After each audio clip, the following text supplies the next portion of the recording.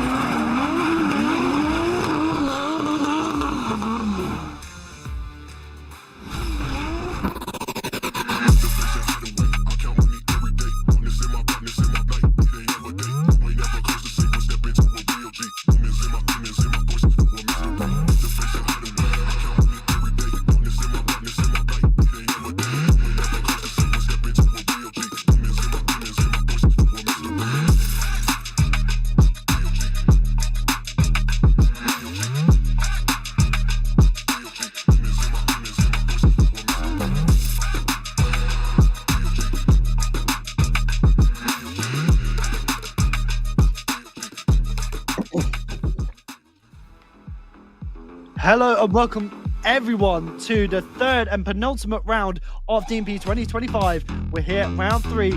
My name is Brandon and we're joined here with Kian once again. He is back after not being here from round 2, but we're here for Pro Qualified. What have we got in store, Kian? We have a very exciting round. We just finished up semi-pro qualifying and it was absolutely insane. We've got such a tight technical track here. A lot of guys struggling with a few areas on the track.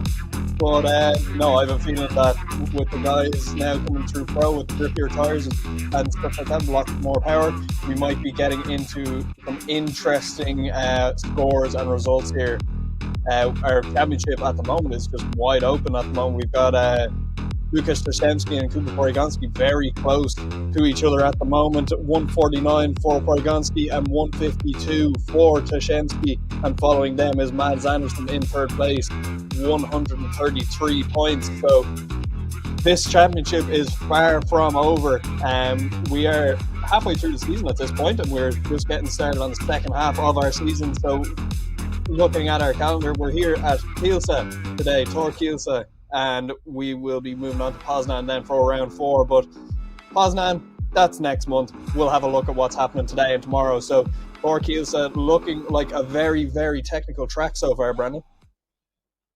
No, definitely. When we were watching through semi-pro, all the drivers were going absolutely crazy. But the main place for contention, I'm going to say, is between out of clip 1 and 2. That is where people are going to struggle the most. As you can see there, you got out of clip 1 just there at the start after the initiation point, and it is a banked corner coming around into out of zone 2, should I say? And it is definitely a place where people have been struggling, so they have to fight to get up onto there as they transition around to out of clip 3. Very snappy transition points, and it is definitely going to be an interesting place as they come around in towards outside zone 4. As you can see there, a big carousel as they come around, and then they follow it around to an inside clip, which then leads them around towards outer clip or outer zone 5 as they come across the line towards that wall. So very technical and interesting layout. Yeah, absolutely. I think that other point of you were saying out of zone 1 to 2, but then from 3 to 4 as well, the placement of the car is so important. You need to be placing the car so you're landing into outer zone 4 perfectly and then leaving outer zone 4 perfectly to get into that A line of the inner clip 1. As you can see, our season 2025 there today and tomorrow we have Tor Kielce, and then we move on to our finals in Poznan. Today, you can see we're starting our pro qualifying first runs. We'll have a little bit of a break, and then we will end up doing our second runs after our little bit of a break for pro qualifying. So giving the guys a little bit of time to, do their first run, break down everything. If something happens with the cars, they can get them sorted. If they need to do a setup change, they can do that too. And then they can move and do their second runs. As we go on to our first driver, who is down at the line there, will be Kamil Olabridzik.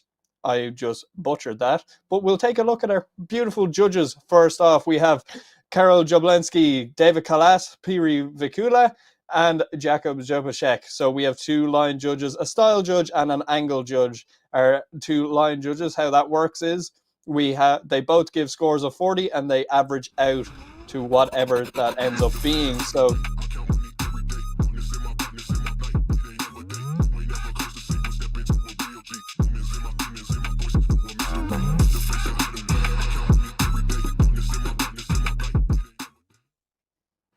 So we do have our first driver at the line, and look at that, an absolutely gorgeous F22 one that's again running blanks. That is the trend. Obviously headlights aren't exactly cheap, but Camille in that wait a second, that's not an F15. Something's not right on the overlay there. That's clearly an F22 BMW. Might have had a car change, but with the V8 screaming as he leaves the line, we'll have to see what he can do for his first run. And it is supercharged as well. You can hear it there. Number 366 as he comes around, looking very solid though as he comes around towards outer 2, maybe a bit shallow there as he comes around now into outer clip 3. Looking good so far, transitioning now into 4. Nice snappy transition as he comes around, maybe just dropping a wheel in outer zone 4, or brings it back in and gets a good line as he comes towards the inner clip. Lovely stuff there as he comes around now into outer zone 5. Or just a bit shallow as he comes across the line. Maybe just a little bit too much grip there. yeah, absolutely. Touching on that, Brandon, you can already see anybody who joined us for semi-pro earlier on, cars weren't producing a lot of smoke. You can see off the bat here a lot of smoke being produced, a lot more grip in these cars, and we see Camille go from outer zone 1 to outer zone 2, maybe just leaving outer zone 2 a little bit early there as he transitions back down through this D-cell. That D-cell ends halfway through clip 3 as he transitions back and places the car lovely through outer zone 4. Does start to drop a wheel here, maybe just a wheel and a half there as he gets through outer zone 4, leaves outer zone 4 and puts the car up to outer zone, the inner clip 1. You want to see that trailing wheel going through that A line of inner clip 1, and then just missing outer zone 5 there for Camille, and he will be doing his first run, and he will want to have a look at that and see what went wrong, what went right, and go back and fix that for his second run as we wait for the judge's decision to drop in. We have tires being warmed in there for our second driver. It's our wild card, Ite Sadef, in that E46, and the score drops in. It's a 79.5 for Camille Albright. I probably butchered that. I'm so sorry, Camille. But we will go back No, down you're to the not. line. Ite Sadef in his Drift Masters car. He has brought to Poland, obviously, a couple of weeks' time now. We have the Drift Masters finals in Poland, so he said, you know what, the car's there, we might as well do a wild card for DMP and send it on. So Ite Sada obviously doing very, very well in the Drift Masters Championship. Let's see what he can do here for his first round of qualification in round 3 of the MP. He leaves the line there in that beautiful, beautiful BMW, does a massive flick entry here into outer zone 1 and brings that all the way around on the outside towards outer zone 2. Has a big correction there, straightens the car as he transitions down to outer zone 3. We'll have to blow the car heavily here, place the car out onto outer zone 4. Very fellow here from Ite Sada, coming through outer zone 4 down towards the inner clip, just grabbing that inner clip, and as he comes across, straightens the car a little bit to get across outer zone 5, and across the line goes Ite Sada. Definitely an interesting run there. You can tell this car is absolutely on rails with the way it is driving. Look how much angle he gets there going from 1 to 2. Obviously a bit too much, has to dial the angle out. And as he comes around now into outer 3, does a good job of cleaning it up, but manages to, as you can see here, the car just grips up a bit too much as he comes around through towards the inner clip. And definitely not his cleanest run. Obviously it's a really just kind of trying to get to grips with the layout and the car. Obviously it's been, I don't know when the last time he managed to get some seat time in, but it's good to see him as a wild card. I completely forgot he was running a different chassis now. I remember his E46 era in Drift Masters. So it's that was year, Brandon. He wasn't an E46. I know, and that's the only time I've seen him. Ite doing an incredible job there. Obviously not really what he wanted there. It's a 60.5 on his first run, drops him into second position, being the second person to go in qualifying. As we will move back to the line, we have Christoph Kozer's cars. Oh my god! That is the worst. What has happened? That is the worst one you've. I know, like this is what happens when you miss around. This is what happens. I have to go talk to my Polish friend now after this. I have to fix this for next round as we get green lights, Brandon.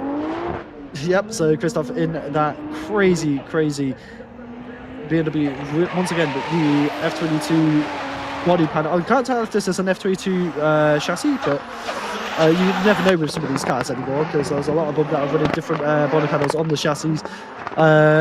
But looking good so far as it comes around in towards the castle through out of zone 5. Oh, just dropping the wheel there. Manchester do a good job coming around. Maybe a bit shallow in the inner clip, but does a good job of bringing it around and across the line. Definitely had a lot of impact. Definitely think that is an F22. Looks like the right length, and the roof looks to be fairly close, as we do get initiation through outer zone 1 here, very nice and clean for Christoph as he comes around to outer zone 2, pedaling that car around. See, not a lot of smoke, trying to just limit as much power getting down so he doesn't power himself down the bank and go too shallow, as he transitions back here towards outer zone 3. Gets it nice and perfectly through outer zone 3 as he slows that car down towards outer zone 4, trying to place it and rotate the front of the car. That's really how a lot of these drivers are approaching this outer zone 4. They're trying to rotate the front of the car and then bring the rear around then afterwards. Just dropping a wheel there on the end of outer zone 4. You can see pushing that dust off the edge of the track as he tucks that trailing wheel onto the kind of B to C line there of the inside clip, coming around to outer zone 5 and across the line for Christoph. Not a bad run to start off his qualifying session. Definitely. It was definitely an interesting run to watch, but 77.5, so that puts him in second place so far. I do believe that was our second driver though, so yeah, ignore me. But yeah, good job there. Obviously, he's got some room to work with for his second run, but we now have Michal Fojcik. I think that's how you say that, Fojcik? Yeah, either way, in a really, really cool S14, I do believe, as he comes and leaves the line. I do believe that's an S54. It sounds like an S54. As he comes around onto the first outer clip, doing a good job. Maybe a bit of a balls, as you can see there, the front wheel locking, that shows how much left foot brake he's putting into it. As he comes around now into outer clip 3, maybe a bit too deep there, but transitions across. Big transition there as he comes through out of zone 4, looking very smooth so far as he comes around towards the inner clip now, looking pretty solid. Lots of angle, maybe a bit shallow. Oh, just tapping the wall there as he comes around, making contact with the wall multiple times, and definitely not having much fun there towards the end. Yeah, let's break this down. So good initiation here from Michal as he comes around the first initiation. A little bit less angle than he would have liked there. You can see not a whole lot of smoke coming out of the back of that car. And then in the front there, it's actually Michael Hamwi that we're seeing here, not Fojcik, as he transitions back towards outer zone 3. I was thinking there, that's not a Fojcik, it's Hamwi. As you transition back here through outer zone 4, places the car very, very nicely. You kind of see what I was on about there with rotating the front of the car around rather than the back. Getting that car nice and beautifully through that outer zone 4, doing a very, very tidy job of that as he tightens the car up and rotates it in towards the inner clip, gets that C line and then across. Now this is where we see the wall tap. Just taps the wall there, and that just tries to get him and push, kind of drags him in, sucks him in towards that outer line and into the wall again. I think he could have damage on the back of that car. I think the wheel actually hit the wall there on that second hit. So we will hopefully see him back out for the next run. He's got plenty of time. He's got plenty of time to fix anything. So yeah. Hopefully maybe it's just a DB. Maybe there's no damage at all, and I'm just talking absolute nonsense here. But he does get a 70 on his first run, and that will drop him into third place. As we go back to the line, we will have Bartosz on the line. We saw this car in semi-pro qualifying while they were going around the pits, and this thing is definitely a wild piece of machinery. Obviously, you got an E82 1M with both the supercharger and the air filter poking out the bonnet, so definitely a crazy-looking car. But we'll have to see what he can do with this initiation. Nice big three-point initiation there as he makes it work, coming around towards 1 to 2, looking decently solid, but does miss out of 2. Oh, just coming in a bit too shallow there, and then shuts it down. Could there potentially be a mechanical issue there with the car? Is it down on power? Is it not doing what it needs to do? And obviously, he does shut it off. Potentially, we do have a engine failure. I'm not too sure what's going on here, but definitely an interesting situation. He did manage to power off there as he did slow down. He did get the car to speed up a little bit. So let's have a look what happened here. So We do have smoke from both sides of the car, and then we still have smoke, and then here he's just too shallow, and I thought, oh, possibly did he break a shaft there on the right-hand side of the car? You do see Potentially. the smoke just die off on that side of the car, so maybe that's what happened, but we're just observers. We can only guess what happened there, but that will be a 0 for Polygon in his first run. Yep, As very we unfortunate will- start. Back to the line, we can see Yannick Olnik warming up his tires and pulling to the line in that lovely E92. That is definitely some piece of kit there. That is there's a lot going on with it, and I love it. It's definitely out there.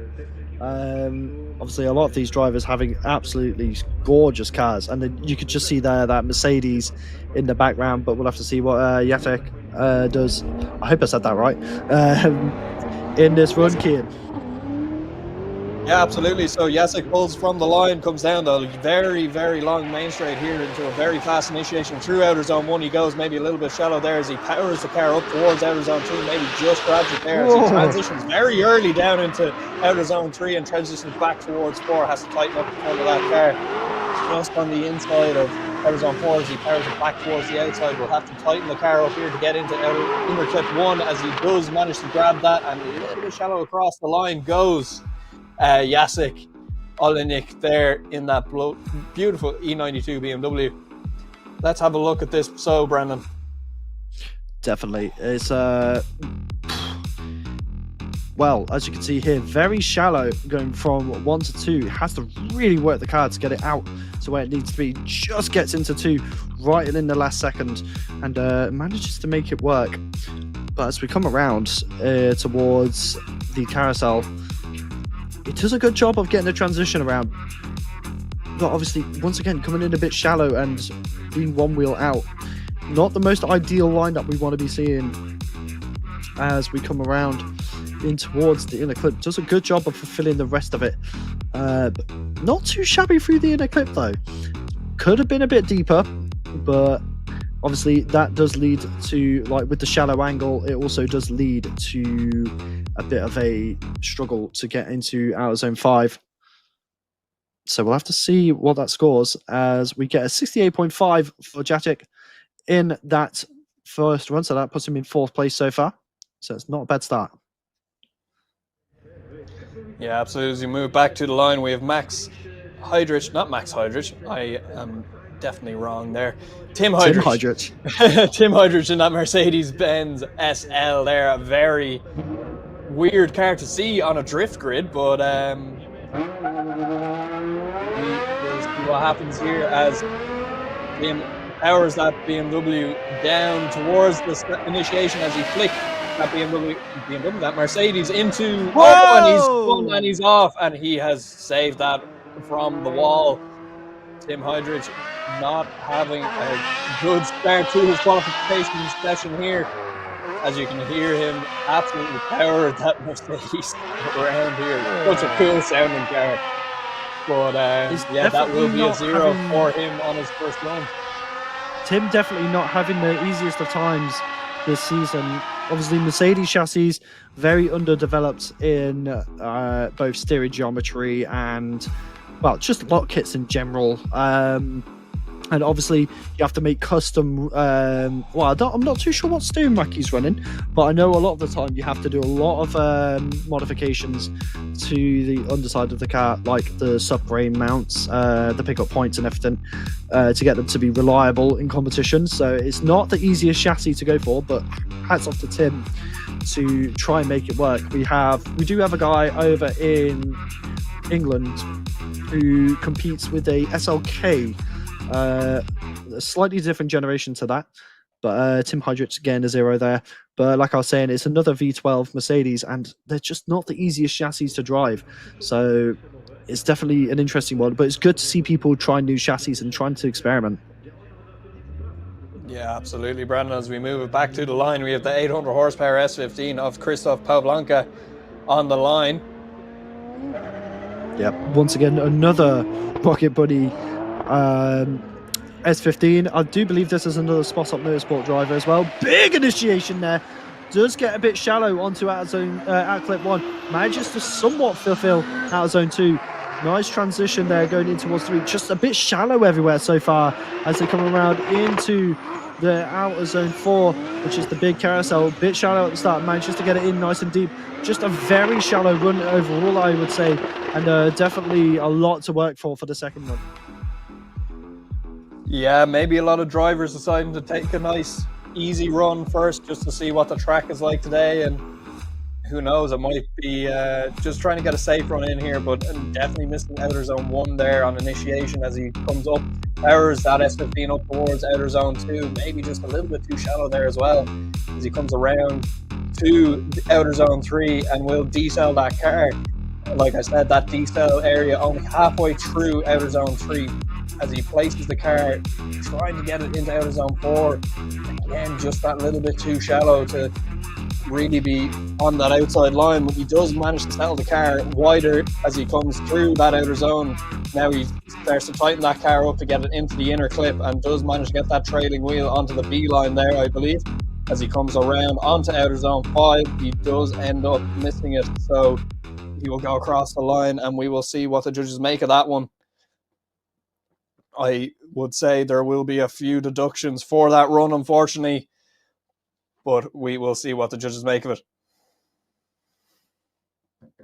Definitely. Apologies to anyone who I am having a couple of issues with my chest at the moment, just coming out of an illness. So if I do have any moments of stuttering or struggling, that is why. So I'm not on the best of health, but we are here at the penultimate round of DMP 2025. Round 3 is going to be an interesting one in battles for sure. Obviously, our semi-pro grid is looking stacked as we await for the rest of our pro quali. As you can see there, we've got the car show down on our left. I can see quite a few little hatchbacks as well, which is really, really cool. Some classic hatchbacks mixed with a lot of the modern cars. I can see an A80 Supra or Mark IV Supra. I do believe that's a Mark III Supra on the other side as well, alongside a Mark IV. So we got a lot of the generations of Supras there, which is really, really cool. Good to see some wagons down there as well represented. So if you do come to any of our rounds, make sure to go and check out all of our trade stands, our car show. We do have the Speed Games arena over in the back there. So if you're here for tomorrow or for the next round, make sure you come check out. But Christoph with the 66 there, putting him in 5th place. But yeah, once again, a massive shout out to everyone who's involved. Without them, this wouldn't be possible. But at the line, we do have this gorgeous E46 waiting to go with Matthias in the pilot seat, ready to go, and the Hungarian coming in with 700 horsepower, wanting to do good in this round as we have the lights go red and now they go green. As you can hear that engine, just taking a cone out there. That's twice that's happened this weekend so far. As it does a nice big initiation there. Could have been a bit deeper into our clip 1, but does a good job. Very shallow into 2, maybe not even hitting it in all. This is what we mean in the by how they're struggling. Just missing it out of 3 as well. Maybe the car a bit too gripped up, maybe just not enough commitment. We'll have to see as he comes around through the rest of out of 4. Very, very shaky run so far as he comes around now into out of 5. This is definitely not his best run, so we'll have to see what he can do with his second run. But Kian, what did you think to that run?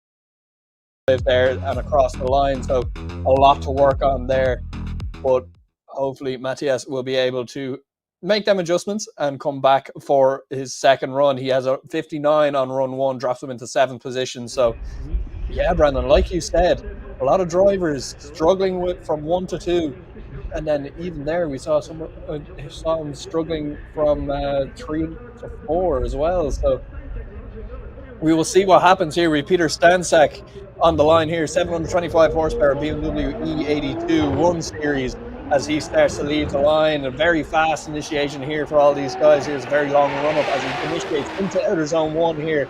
Fires that 1 Series along the wide line there towards outer zone 2, dropping it very shallow there towards outer zone 3, and ends up over rotating the car, and that will be a 0. That was wild. Had the potential there to be a very, very good run, going in much, much harder than anybody else has gone in there all weekend. Look at this initiation here as he flicks it down. Does a massive, massive initiation. Does carry it lovely and wide around the whole bank here.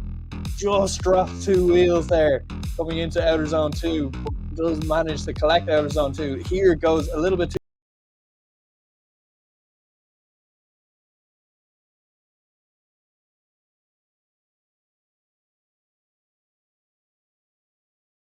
for Stanczak here at Kielce, but we will have a second run. This is why we have second runs. You can make mistakes. That will be a 0, dropping him into 10th position as he is our 10th driver to go. We will move back to a line to another BMW 1 Series. It's the Estonian driver of Christian Salamer. This guy has got a very, very cool setup in his car, as well as his racing suit as well. You can see the bow tie on there. We'll have to see. Oh, but almost taking the front bumper out on the cone. You can see our start line marshal going, really? Another one. As you can see there, coming around now as the front bumper lifts up. No, but spins on the start. What happened there? That is 2 drivers in a row spinning in the first half of the track. So, the front bumper is really not there. Maybe potentially something getting snagged into the lock kit and stopping it from doing what it needed to do. Very interesting. I think what's happened here is these guys were all on track this morning in practice before semi-pro qualifying, and there's a bit more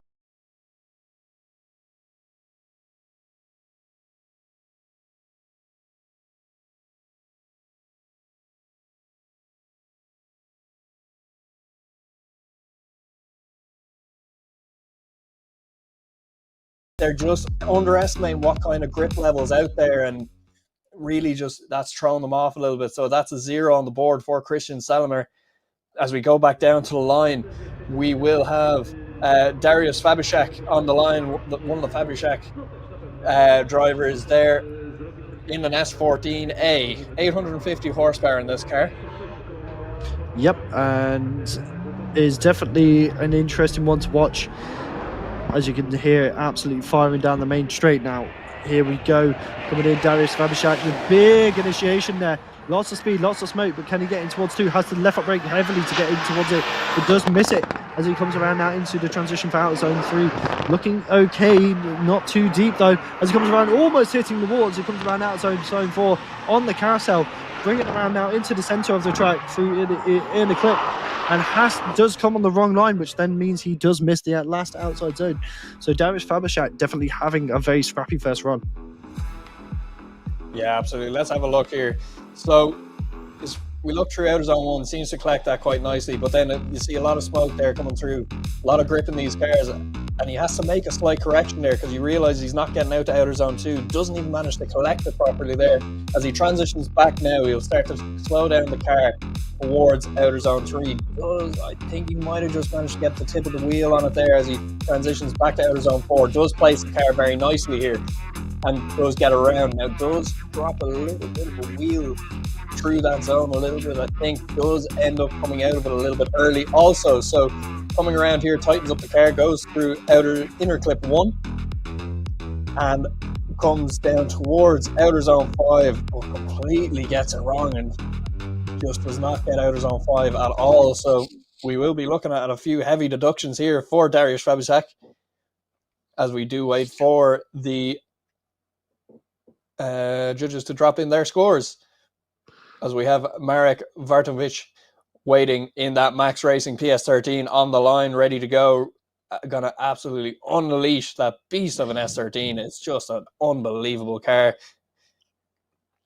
Definitely is probably the most textbook example of a PS13 in competition at the moment. Dariusz Favishak get a 58.5 for his first run, so putting him in 8th place. So I know he's going to want to improve on that. But as you can see here, this PS13 is just absolutely textbook. One of the cleanest cars inside and out. Marek doing an incredible job on that car. And obviously it's a very unique kit on the car as well. So it's probably the only one that looks like that in the world, from what I know. But as he comes around now into the initiation, nice big flick there, looking good into outer clip 1. Can he get into outer zone 2? Yes, he can. Looking good. Maybe just one wheel in though, as he comes around into outer clip 3. Looking a bit shallow once again. People are struggling with the grip levels, it seems. A lot has changed as they come around now in towards the inner clip. Looking pretty good though. Plenty of speed, plenty of grip, plenty of style in this car as it comes across the line. And like you were saying earlier, it looks like the grip levels have really changed, and they're going to have to prepare for that in their second runs. Yeah, absolutely. So let's break this down here. So Marek doing a very good job there through outer zone 1, coming into outer zone 2, filling that zone very, very nicely here as we transition back to 3. You see transitions and just about grabs it. It's just one of these things. I don't know what's happening with the drivers. It was 1 to 2 and now it's 2 to 3 also. Just about getting through outer zone 4 there, very inside, as he does manage to push it out a little bit wider and rotate that car around. You see almost an over rotation there, I think, from Marek as he comes through inner clip 1 across towards the wall out to outer zone 5 and does manage just to grab that too, and across the line will go Marek. It's just, not too sure what's starting to happen here. I'd love to get an inside information there from somebody at the track, what it's like with temperatures and stuff like that. Does it look like there's a lot of grip out there? Because it's very hard to tell at the moment if there's too much grip or not enough grip. Definitely. I'm going to try and get a hold of one of the drivers, I think. But 85.5 there from Marek for his first run. So very, very good start there for Marek. Currently top qualifier. So we'll have to see what he can do with his second run, or if anyone will try and take over, as we have Lucas Wilczek in that E46. Looking really, really good. This is the one that I did mistake for a E36, unfortunately, in the first round, and I've not been let go. No one has let me down for that. So this time I got it right, but we'll have to see what he can do with this run as he comes around in towards the initiation. Nice initiation there. Looking solid as he comes around from 1 to 2. This is probably the best we've seen so far from 1 to 2 in qualifying as he comes around into outer clip 3. Maybe a little bit too shallow there, but he still has another run to go. Looking good into 4 so far. Looking very, very solid as he comes around now in towards the inner clip. This is looking like a solid run here for his first run as he comes across 5 and across the line. Plenty of speed as well. Yeah, absolutely. I think we could be looking at one of the top qualifying runs here so far from Lucas Wilczek, as he initiates beautifully into outer zone 1. You can see how he carries his line around to outer zone 2 here. He drops in a little bit and the car then just naturally forces itself up onto outer zone 2. That's what the judges are looking for. They will drop in inevitably a little bit, but then they do come back out wide. As he comes through outer zone 3 here, he does manage to collect it. And I think he's trying to place the car very close to that outside wall when he transitions, so that he can place the rear of that car very nicely around outer zone 4. You can see there, he's running that outside line perfectly.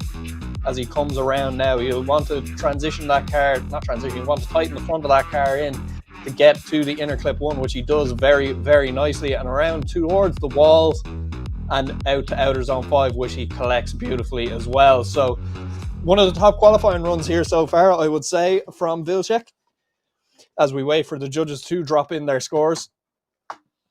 I would argue this could be close to a 90. And there's a 91 there for Lucas. I called it. So I top qualified. Once again, like I said, someone saw Marek's run and said, all right, bet. We'll top that. So very good job there. But now we have Matusha Fial in that GT86. Definitely one of the more standard looking cars in this championship, which is actually really nice. I like this style where it's nice and clean. Yeah, absolutely. Matthias Fial coming down through the initiation here in that GT86. The CN6 chassis fires it through outer zone 1, brings that CN6 chassis up towards outer zone 2, just a little bit shallow there as he comes down towards outer zone 3, getting a very late transition as he transitions back towards outer zone 4, places that CN6 chassis very nicely, drops 2 wheels around the outside edge of outer zone 4 and ends up just grabbing the C-line there on the inner clip 1, around to outer zone 5 and across the line. Very, very quick run there from Fiao. Just a few little mistakes there. You can see here, let's have a look. When he fires it in, it is beautiful through outer zone 1, lots of speed. And you can see he's just a little bit too far outside to carry the full way around to outer zone 2. So he does end up dropping outside of it. When he comes through here, this is where we see this very late transition. The car does not want to transition for him. He does manage to grab it outer zone 3, but not on the angle at the right time for him, unfortunately. He does manage to place the car very nicely, but the car does end up kind of drifting out a little bit, excuse the pun, of outer zone 4 and ending up having to come out of outer zone 4 very early. Does manage to just grab the C-line there for the inner clip and across towards outer zone 5. It doesn't even really grab that at all, does he? So across the line goes Mateusz Fiao, and then we will see what the judges make of that. And you know, Brandon, we're not judges. Maybe the judges really like that run. I don't know. We're not judges. So we will get the judges' score in, and it is a 59.5. It turns out I am correct in what I'm thinking here. The judges playing ball with me this round. They did not. Right. Oh yeah, it's great. It's much better than being proven wrong, which is what happened to me a lot in round 1. So we go back to the line with Joachim Vargaard on the line, 820 horsepower BMW M4. Very, very cool car. Very wide car. Oh yeah, this thing is something. Looking very good though, this car. To outer zone 1 there, powers that M4 up towards outer zone 2, collects that very nicely. He'll want to get that transition nice and timed here, as he does through outer zone 3, collects outer zone 4 and gets that M4 nice and tidily through that zone. Now he wants to tighten that car in towards inner clip 1 there, does very nicely there, across outer zone 5 and across the line, Brandon. Wow. I think we're starting to see some better runs here. Oh yeah, I don't know what we did just there at the start. It's like, you know, when you're walking down the path and you meet someone going the opposite way, you go one side to let them pass, and then that person goes to the same side. That's what we just did at the start of that run, I think, with our commentary. But very, very solid first run here. That obviously, I was going to say that BMW it absolutely flies and it washes out perfectly. He knows every inch of that car and how it works. Obviously, could have been a bit better into the entry here. Was a bit shallow coming in. Could have been a bit deeper earlier, just to make it a bit of a smoother arc around. But besides that, there's not really much really to say on this run. It's a pretty textbook run. As you can see here, plenty of speed, plenty of commitment. Coming through the inner clip, absolutely perfect there. You can see the training wheel going over the A-line. And look at the speed he gets coming through into outer zone 5 here as it comes across the line. That is crazy how fast that thing picks up. So very good first run there. Yeah, absolutely. We wait for the judges' scores to drop in for Joachim Vargaard here in that M4. The Norwegian doing a very tidy run in his first run. That's a 79.5. So judges not liking some of that run. So we will see him out for his second run after a little break. But we will go back to the line where we have Jan Koźny on the line, the GTR E36, which is sick. He's got that little bonnet scoop air intake there coming out of the hood, and he will leave the line and start to power that GTR E36 towards a flick entry into outer zone 1 there, just coming ever so shallow, and tries to work the car up to outer zone 2 and just grabbing the end of it there as he comes down into outer zone 3, positions that car so he can get the transition outer zone 4 around nice and tidy through here, maybe just dropping half a wheel on the leading wheel there and just tighten the car up through inner clip 1 and across to outer zone 5 and across the line, Brandon. Definitely an interesting run. Obviously having a bit of difficulties there, maybe just a little bit too much grip. Once again, as you can see though, as it comes into the initiation, as soon as he gets onto that throttle, the car just pulls inward, which is definitely not what he wanted it to do, but manages to do a good job of getting back up the embankment, obviously just touching out of zone 2 a bit too late, but definitely making the most of his run. I just punched my microphone there accidentally, so apologies. but looking very, very scrappy at the start, but manages to get somewhat of a line coming through out of zone 4. As you can see there, does drop a tire slightly, maybe even for a brief second. It's kind of hard to tell at that point because the paint has been spread everywhere. A bit shallow into the inner clip, could have been a bit deeper, but looking much better as he comes through out of 5 and finishes the run much more solid than he did at the start. So we'll have to see what the judges think of that one. Yeah, absolutely. I think what's happened here is there's been a few guys go out on the semi-slicks that grippier tire and lay down some semi-slick tires grip there, and Jan will get a 73 on the board for his first run. As I was saying there, I think the pro guys are laying down the stickier tire compound there, and these guys now, the runs are starting to get better because the grip they're expecting to be there is now there.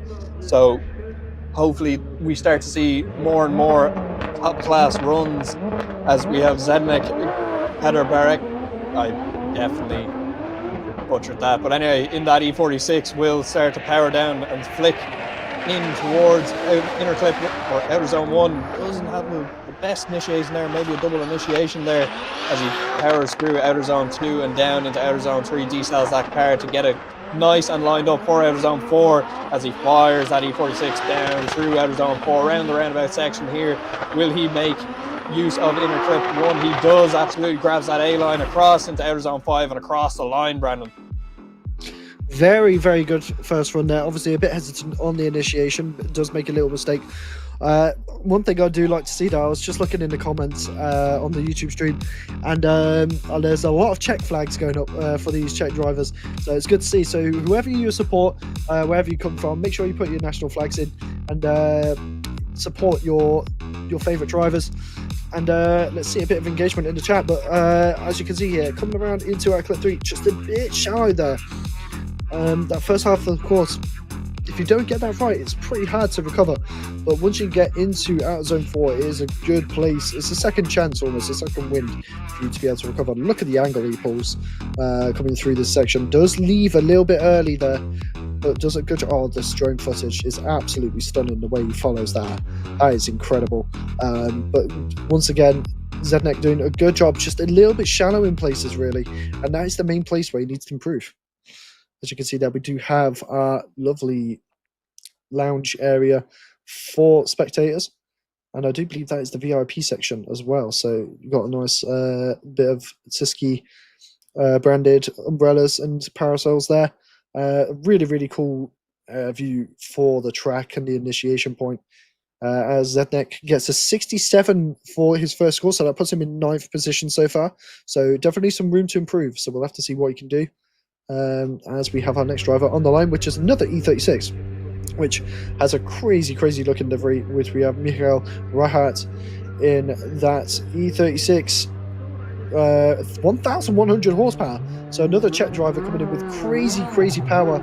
As we have the lights go green, I can see more Czech flags coming into the chat now as he comes into the initiation.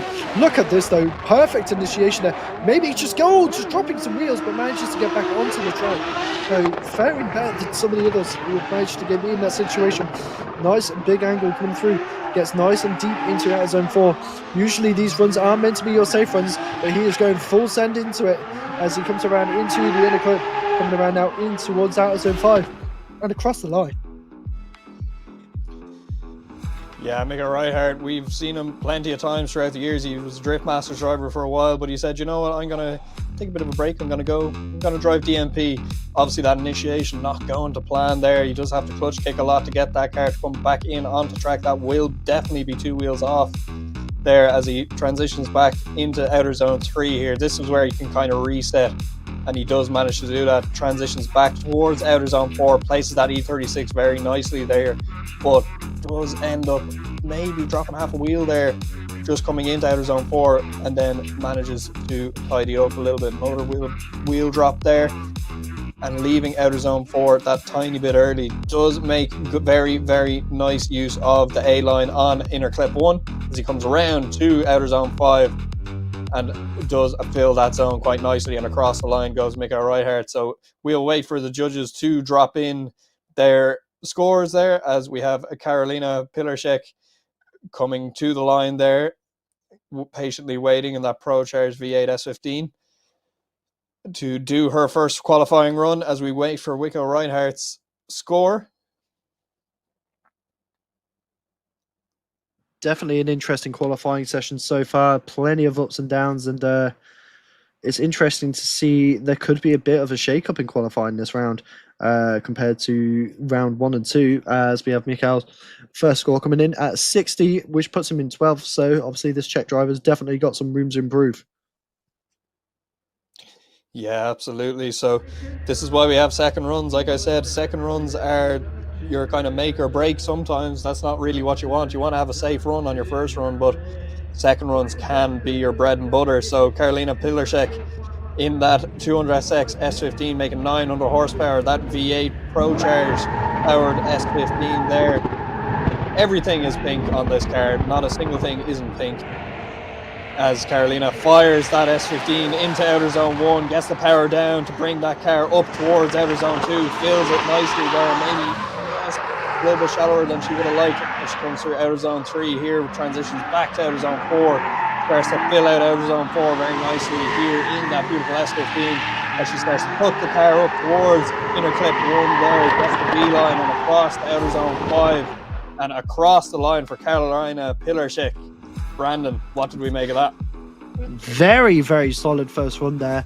Once again, another one of the female drivers representing the sisters in drifting. Very, very good first run though, as you can see here, coming around in from outer 1 to outer 2. This is a solid line there. Does get a bit shallower into the zone, but manages to make it work as she comes around into outer 3. Looking very, very good, as you can see there, coming around into the carousel now. Definitely not the worst run I've seen so far today, and I know the judges are going to be happy with a lot of the line driving. Could have been a bit deeper in some places, but generally really solid first run. And this is obviously your safe, this is what a lot of drivers call their safe run or banker lap, where they put a score on the board, make sure they can get something decent, and they don't go fully into they don't go full commitment. And that is what the second run is generally used for, but Karolina doing a good job there in her first run, so we'll have to see what the judges say about that. Yeah, absolutely. Karolina obviously been around for a number of years, has always been around the drift scene for as long as I can remember anyway. She's been around as one of the Polish national drifters, as we do get her score of an 85, drops her into third position there, that T-Mobile driver, Falcon Tires driver of Karolina Pilarczyk. And we will move it back to the line there. We have Krzysztof Źwiek in a BMW F22 here on the line, ready to go. That 111 driver, two series BMW M2 F22. As he will leave the line, you can hear that V8 start to roar off the line here. He'll go through the gears and flick that BMW F22 into outer zone 1. Oh, and a bit of a failed initiation there, a little bit of a late one, as he powers that F22 around the bank, just missing out on outer zone 2 as he comes down into outer zone 3, resets and gets into outer zone 4 around the roundabout section. Here goes Krzysztof as he goes into inner clip 1 and across towards outer zone 5, pedals that V8 F22 across the line. A few little bits there he'll want to touch up for sure in the second run. But let's see what happened here on his initiation. Just the car did not flick back, and he does end up about halfway between the first clip and the start line before he does actually get that initiation down. Not sure what the judges will make of that. Will they call that a failed initiation, as he does miss outer zone 2, does get to reset on outer zone 3. Let's see how he places the car here very nicely. It's into outer zone 4. You can see them old lines to where outer zone 4 used to start and end. He does want to place that car in around midway through the old markings there, just to get into that outer zone 4. As he comes around into inner clip 1 here, he does manage to collect that A line, maybe a little bit inside of it, and then powers the car around towards outer zone 5, just about collecting that there with the rear wheels. Brandon, what do we think here with that run? Not too shabby at all, I would say. Well, it's hard to say really. Once again, we're not judges, we don't know the full criteria, And one thing to note actually is for anyone who's curious, we aren't actually sat here, but Christoph getting a 72 there, putting him in 8th. So good job there. A lot of room to work with. But one thing to note is we aren't actually physically there. We are both working from home, so we aren't even together. So there's a lot of things that we can and can't see. So we can There are only see three what you countries guys can going on see. here. Yep, and we have Christian Erlandson in that GTA 6 now at the line. Let's see what he can do with the Batman insignia on his front bumper there. Looking really, really cool as he initiates in towards out clip 1. Maybe a bit shallow there as he comes around towards out 2. Can he get into there? Yes, he can. He fulfills out of zone 2 lovely as he runs around now into the transition of out clip 3. Does a good job transitioning now into out zone 4 on the carousel. In transition there, the GTA 6 chassis has been really snappy and notorious who have a lot of grip as well. Looking really, really clean though. Really good, really good. Look at the speed he's got coming across the line there. Lovely, lovely run there. Kian, what do you think to that? Yeah, Christian Erlandson, we've seen him again. Another driver we've seen for a number of years in the drift scene in Europe. Let's see here. So he does manage to do a fairly tidy job coming through outer zone 1, and not as deep as he would have liked to be, but does manage to save it and get all the way out to outer zone 2. Fills it beautiful here.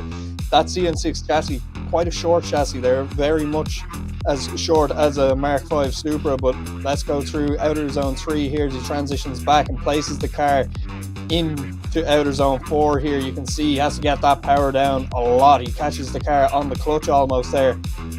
Powers that CN6 chassis around to the end of outer zone 4, just leaves it that little bit early just to make sure he can get into inner clip 1. Does manage to grab that beeline with that trailing wheel across towards outer zone 5. Running that wall is Christian Erlandson, and across the line after filling outer zone 5 very, very nicely there. So judges, bit to pick apart there, little few mistakes, but nothing too major, I wouldn't think. Doing a very, very tidy job, as we will wait for the scores to drop in from the judges for Erlandson in that beautiful Batman-powered GT86. As we do get the scores, an 86.5 drops him into second position for Christian Erlandson, that Swedish driver. He'll be happy with that, and a little bit to do on his second run. Not as much pressure as some others. As we move back to the line, we've Arthur Havrilenko in that Toyota GT86, 930 horsepower in this GT86. From the Ukraine, I believe Amanda Sorensen and stuff are doing bits with Arthur and his team in Ukraine to go for the Polish stadium event in the PG Narodowe, and Arthur initiating there, doing a very good job, maybe just leaving outer zone 2 a little bit early there. As he comes through outer zone 3, he wants to slow that car right down to get into outer zone 4, and he does. He makes good work of it, getting that outer zone there. I thought he was going to drop a wheel, but that car has a lot of grip there as he just about grabs the line for the inner clip, very wide on that. As he comes across the line, fills outer zone 5 nicely. Brandon, that was a very fast run. Oh yeah, obviously these GTA6 chassis are definitely being utilized in the right way now. People have learned them. They know how to set them up properly now. The Shanahan's also being one of the best examples for that. But as you can see here, he's definitely found the pace of that car. It is no slouch. It probably is one of the faster cars in this championship as well. So he's definitely not one to slouch at as he comes around now into the carousel section, looking really solid. Obviously the first half of the track looking a bit shallow in a lot of places, but manages to make it work as he comes around through the carousel of out zone 4. Nice and fast and smooth, dials on the angle to prepare maybe a bit of a tire drop there as he comes around in towards the inner clip. A bit shallow on the inner clip as well, but does a good job of trying to get around to out zone 5 and does a solid job coming across the line.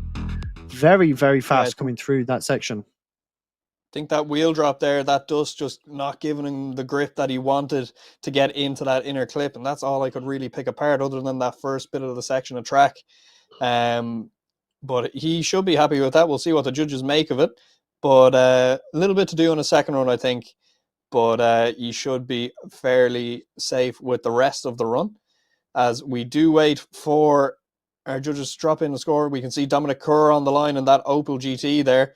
Very, very cool car. Something you don't really see anywhere else. Arthur Havrilenko getting an 84.5, dropping him into 5th position there. That Ukrainian driver, he will be happy with that. He can move on to his second run and just clean up the little bits of mistakes that he had there. and not a huge amount to pick apart as we go back to the line. Dominic Core on the line in that Opel GT, Brendan. Yeah, definitely. This car is something unique, 780 horsepower, probably the most unique chassis on the grid besides Tim Heydrich. As you can see here, as he fires it down the main straight, looking like he's got a nice bit of speed. Big initiation here from Dominic Kerr as he comes around a little bit shallow into out of zone 1, but does a good job of coming around towards out of zone 2. Maybe a bit shallow once again, we'll have to see. Maybe one tyre in. Oh, but a bit of a hesitation there going into out of clip 3, and does have a little bit of a hiccup. Manchester getting nice and wide coming into out of zone 4 on the carousel. Can he get the correct line coming into the inner clip? Yes, he can. Leading wheel in the right place as well as the trailing wheel, and comes across the line through out of zone 5. Very solid run there from Dominic Kerr. Obviously, he has got some room to improve. Yeah, absolutely, Brandon. We'll see. We'll break this down here. So, initiation was kind of good. It wasn't anything much to write home about. It wasn't amazing, but that's where the real thing starts to happen here. He doesn't really get out of zone 2, and then outer zone 3 he kind of misses as well. So when he rotates here into outer zone 4, he wants to be straight onto that line. He does manage to do that, maybe just dropping half a wheel there over the edge of the track as he comes around, leaves outer zone 4 that little bit early, does get the line through out inner clip 1 as he powers that Opel GT across to outer zone 5, and does manage to collect that as well across the line. So again, it's every driver at this stage is just one or two little bits to tidy up on each run, and we could be looking at high 90s scores here. Definitely Dominic Kerr looking very solid with a 72.5, so putting him in 10th place, and definitely got some room to improve. One thing I am seeing though in the comments on the YouTube is people mentioning about how people are getting a bit dizzy and the stuff with the drone on the carousel. I think it's really cool, but yes, it does make a bit of just make your head spin a bit, but it is such a cool effect. As we have Maciej Jarkovic. Thank you. In that S15. Once again, I do believe there's another rocket body kit, very popular kit for the S15 in Poland from the looks of this, as he comes around now into the initiation with a handbrake dab initiation to get it onto angle. Can he keep the speed up? Can he keep the momentum? He does miss out of zone 2. Lots of speed though coming into out of clip 3. Bit too deep here as he almost hits the inner clip as he comes around now into the carousel section. Looking a bit scatty as he comes around now does almost miss the inner clip once again though, and as he comes across the line does miss out of zone 5, so definitely a scrappy run to say the least. Yeah, absolutely. Let's break it down a little bit more. So initiating here is a little bit of a straight line initiation, not a huge amount of angle. Does power that car up then to try push that rear end of the Rock Bunny S15 out towards outer zone 2. Doesn't manage to fulfill that zone, unfortunately, as he does transition back here towards outer zone 3. Does manage to fill that zone very, very nicely. He does get a bit onto the marbles there, onto the dust, and that again, like I said, that can affect how much grip you have in the rear of that car. So not pushing him out towards outer zone 4 as much as he would like, nearly using that inner clip as an outer clip. Comes around towards the end of outer zone 4 and will have to tuck that car nice into the inner clip. He does manage just to grab that C line, so there will be a small deduction for that as he does miss outer zone 5 as well. So a few bits to tidy up for sure in a second run there. We will have to see what the judges make of that. Definitely, I am struggling with my chest at the moment. For some reason, if I sit in a certain position towards my back, it gets really bad. But 55.5 for Maciej there, putting him in 21st. So he's still got some room to. He's got some room, but to go towards top 32. But obviously, there's a lot of room to improve. But like I say, like my chest is really, really tight at the moment. It is bad. Yeah. I don't know what's going on with me, honestly. I will talk for a little bit as we do have a bit of an interview.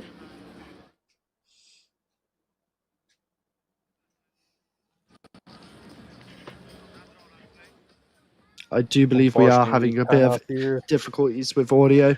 Apologies for that. Obviously, once again, this is a big operation, and obviously technology will be technology, so nothing is ever perfect, but once again another there we go.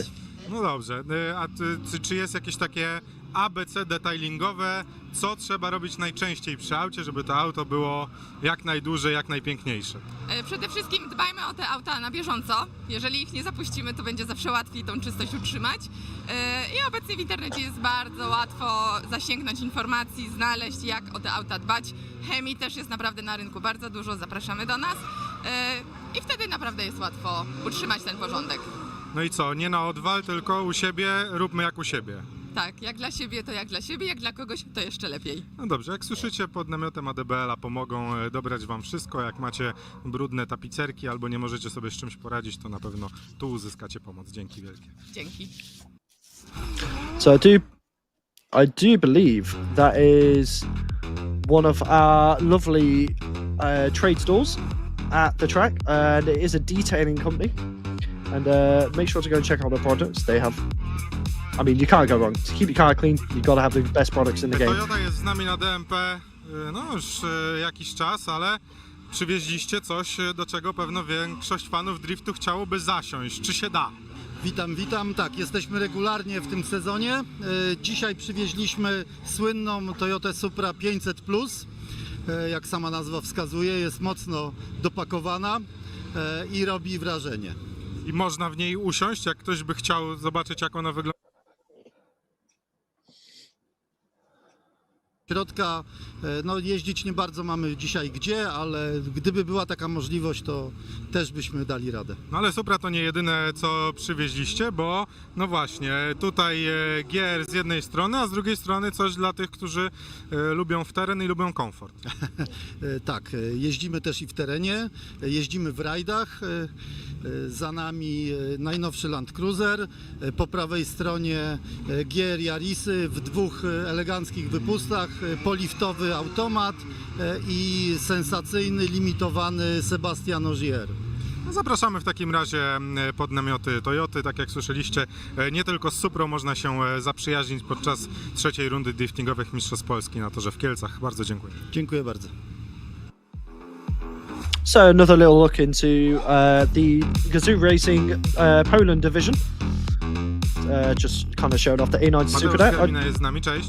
Witam. Ja się nie będę chwalił, ja już jestem po zakupach, ale możecie zrobić to samo. Poza tym, jak jesteście niezdecydowani, to wszystko łącznie ze wszystkimi nowościami od Garmina tutaj się znajdują. Dokładnie tak, wszystkie nowości, mamy fajne zniżki. Oczywiście doradzę, jak ktoś nie ma żadnej wiedzy, to tutaj jest świetne miejsce, żeby właśnie poznać i wejść w ten świat Garmina.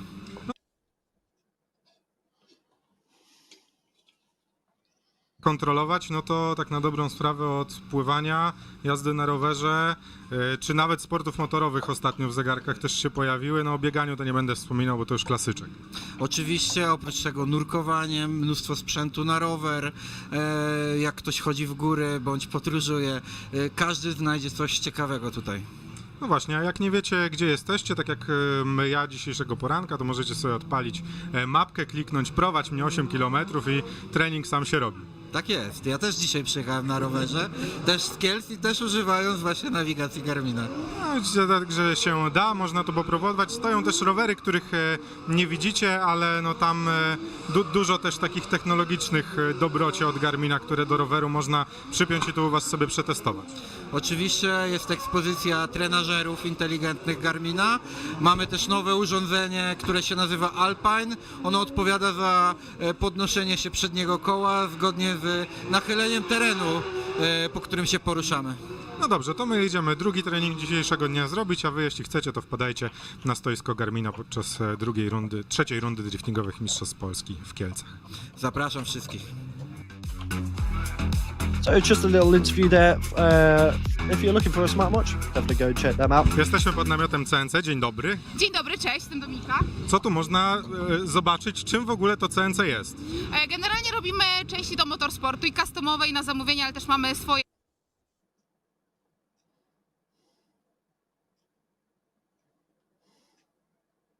geometrii w samochodzie. No dobrze, ale to jest tak, że ja mogę sobie tu przyjść i powiem wam, mam takie i takie, co mogę do tego założyć? Dokładnie Dokładnie tak. Najlepiej jakbyś powiedział, że na przykład masz E36 i damy ci wszystko, co byś tylko tego E36 chciał. E36, E46, generalnie praktycznie do każdego samochodu staramy się już mieć w tym momencie. No dobrze, drodzy, jeśli byście chcieli, to już wiecie, co wpisywać w wyszukiwarkach i jakiego auta szukać, żeby potem przyjść tu i Mamy wszystko wam dobiorą. zestawy do pro driftu, jak chcecie być takimi super pro kierowcami, ale również do takiego grassrootu, do jakiegoś 3620, jakbyście chcieli sobie w zimę gdzieś tam pojeździć. Generalnie mamy pełny asortyment, od super pro do od początkującego amatora. Jeśli nic nie wiecie, albo wszystko wiecie, to tu jest wasze miejsce, wbijajcie, dzięki. Zapraszam Was serdecznie.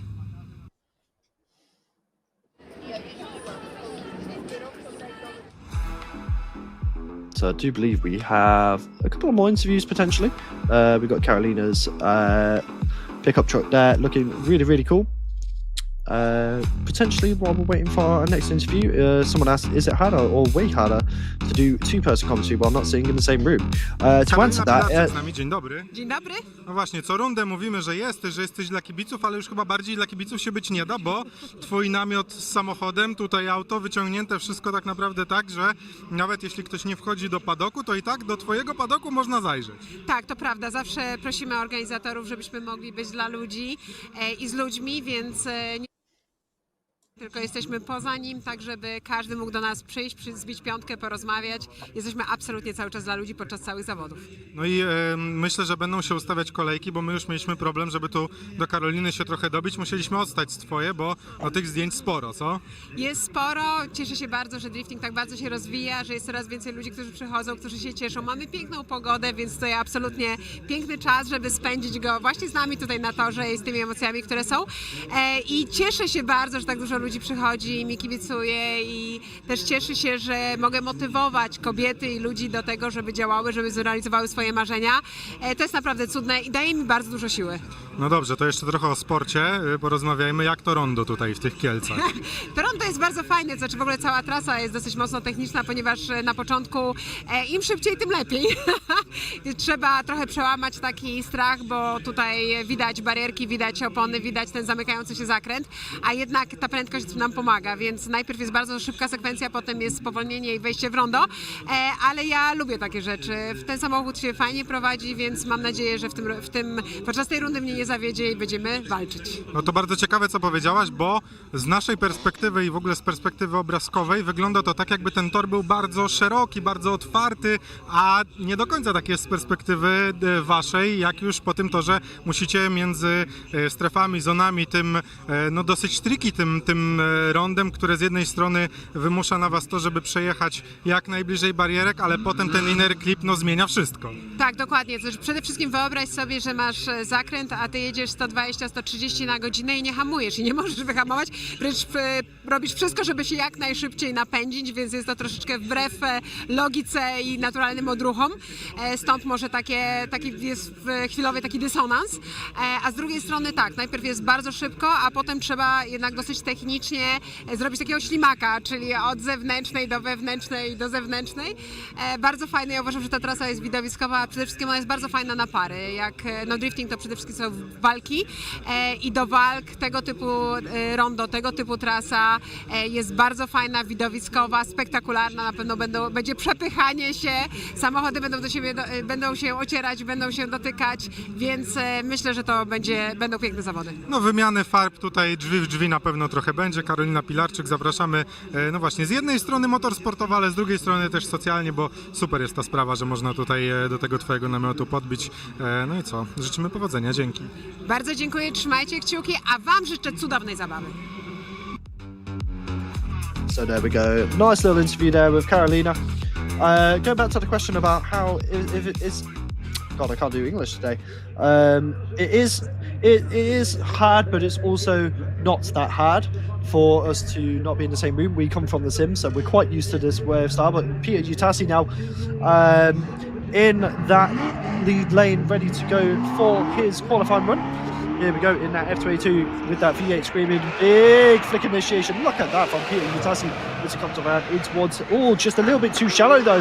Has to fight to get the car up onto the bank. Very, very unfortunate there for Peter Newcastle as he comes around into our country, cleaning things up as he transitions now into 4, looking much more solid around this section. Once again, the first half of the track proving to be the challenge for all of these drivers as he comes around into the inner clip, perfect for the inner clip, as he comes around now out of zone 5, looking very solid there, but unfortunately it will be a big deduction for that first half. Yeah, let's break it down. Obviously that bit of a mistake there, but initiation, very, very good here. Not filling the zone completely perfectly, just a little bit of a correction there, and then that does bring him quite a bit lower down on outer zone 2, so missing that there. So as he transitions back here, tries to reset for outer zone 3, does get that nice and perfectly, transition back to outer zone 4 here, lands the car nicely to where he wants it, and now he will power that car around the roundabout section and then freshly painted lies, thank you to our track staff, as he does leave outer zone 4 and goes in towards the inner clip, does manage to collect that B to A line there in that F22, and across the line goes Peter Utasi. Not a bad run overall, just that little bit of a mistake there on outer zone 2, but he's not the only one struggling with that, so obviously it's not something to feel too bad about. Everybody is struggling with the same thing, so Peter will go back to his pits with a spotter and have a little bit of a breakdown and see what happened with that run. And not that he's going to have a breakdown, he's going to break down the run. Hopefully he doesn't have a proper breakdown, but we can see the drone give us a little bit of a view there of our car show and our pits, and we see Carolina's the pits commentator's all curse. Yeah, 75 on the first run for Peter Utasi, and he will be back for his second run later on. As we move it back to the line, we have Pavel Hudacek on the line, I believe. I am correct. We do. So Pavel Hudacek in that 350Z, 800 horsepower animal of a car. No wing this time. Usually it has a big wing. That is the main difference. But I do believe it's a full Kevlar carbon body on that as well. Either that or it's just painted black, but looking pretty good so far. Looking to fulfill out of zone 2. Does a decent job. Maybe one wheel in there, maybe two. We'll have to see in the replay. Big angle as he comes around into out of zone 4. Lots of speed as well. That 350 is absolutely flying. Possibly the fastest 350 I've ever seen in my life. As he comes around into looking good as he comes across out of zone 5. Just missing it there as he comes across the line. Jesus. Yeah, let's have a look at this. Let's break this down. So very, very clean initiation here, going straight through to that outer zone 1, and look at how he brings that car up onto outer zone 2. He does a very, very nice job just to catch the end of that there. Now he transitions back very early here to get to outer zone 3, lines that car up very nicely, and then points them front wheels towards outer zone 4 and transitions back, lands the car very nicely into outer zone 4 and starts to carry that outside line very, very nicely around outer zone 4, around the roundabout.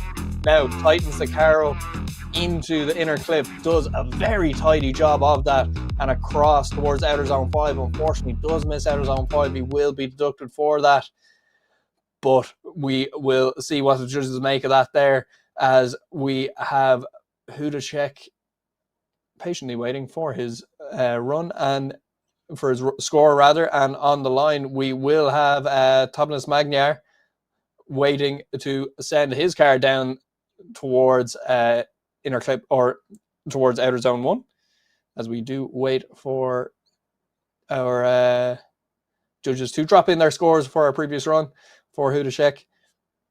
We get a nice overview as we get the score. It's an 84.5, drops him into 6th position for the Czech Republic driver.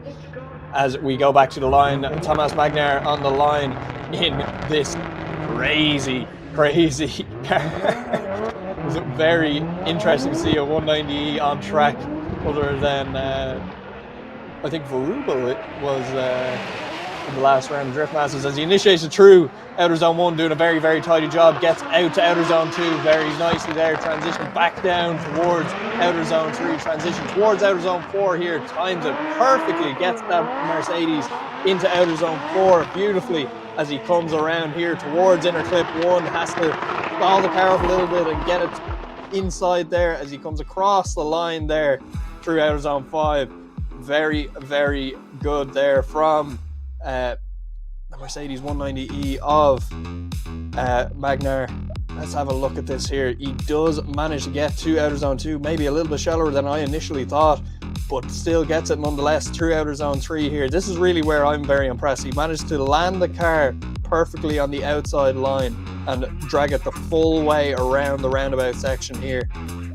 And then here you can just see there's a little bit of a stall. Maybe just dropped the wheel there. That's why you had to stall up a little bit to get the grip into the car. And then across outer zone 5 and across the line for Thomas. We will see what the judges make of that one. As in the background we have another car with warming tiles. That will be Zolt Homan getting ready to make his first run down the track. As we get a nice little view of the actual pits. Usually on a race day is usually where most of the pits are, I believe. A VIP area with all the Tisky 00 parasols. Big thank you to all our sponsors for supporting us, Motul, Red Bull, Tisky, and there you go. We have an 85, drops him into 5th position for Tomas Magnar as we go down. Homan Solt on the line, or Solt Homan even, on the line. That S13, 613 horsepower. As you hear him rev that engine and stage that car to come down the big main straight, and looks like he's going to do a big weight transfer entry of that car into outer zone 1, very tidy through there as he goes up into outer zone 2. Does a very nice job there as he comes through outer zone 3, decells that car, gets it nice and tucked up the transition for outer zone 4. Just shallow of outer zone 4, and oh, maybe problems here for Solt.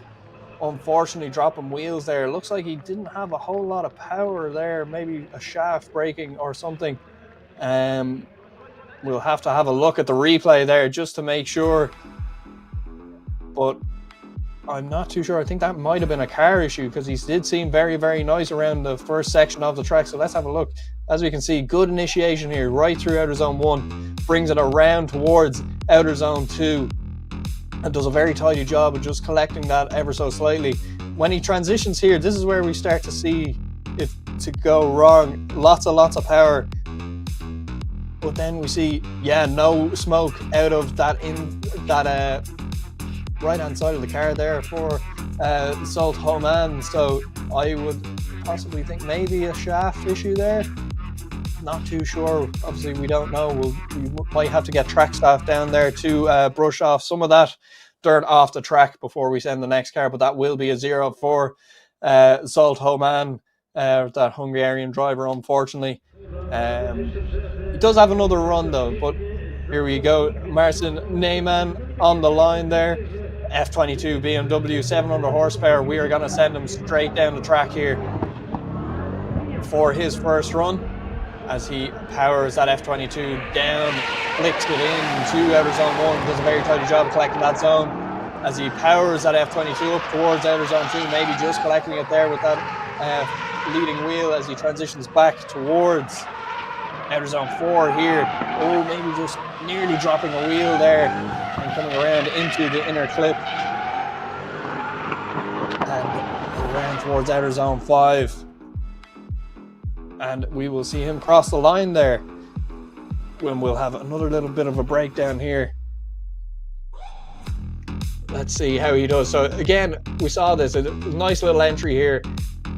Nice and clean through outer zone 1. As we bring it up into outer zone 2, we can see that he just about grabs it there, possibly with that leading wheel. He transitions back here now. Nice. He does collect outer zone 3. I didn't know if he collected that or not. Transitions back here, places the car into outer zone 4 fairly nicely here. Does manage to get on that outside line. Starts to power that car all the way around. You can see all the dust there from the track marshals when we did just repaint them lines. It's kind of a dust, not almost a paint really, but he does manage to collect a B line there on inner clip 1 and powers that F22 around towards the outer zone 5 and the finish line.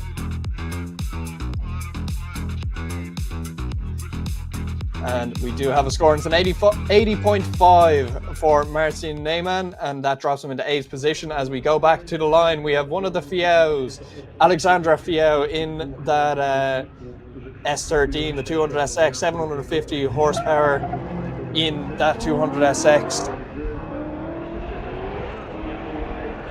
and she fires it down towards inner clip or outer zone 1. She powers it up towards outer zone 2. Oh, maybe a bit of a stall up there coming through outer zone 2, and she nails outer zone 3 and into outer zone 4 here now. Starts to carry that S13 around the wide line, and will have to start tucking that car towards the inner clip. When she does, gets that A line coming through the inner clip, and across the line goes Alexandra Fiau, doing a very, very nice job there as she goes and waits for her score. We'll have a bit of a breakdown on this run again. We'll have a look again. So very tidy through outer zone 1.